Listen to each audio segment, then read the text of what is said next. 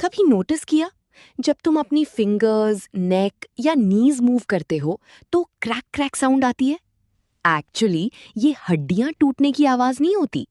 हमारे जॉइंट्स के अंदर एक फ्लूइड होता है जिसमें टाइनी गैस बबल्स बने होते हैं। जब तुम स्ट्रेच या बेंड करते हो, ये बबल्स सडनली बर्स्ट होते हैं और तब आती है वो सैटिस्फाइंग क्रैक साउंड।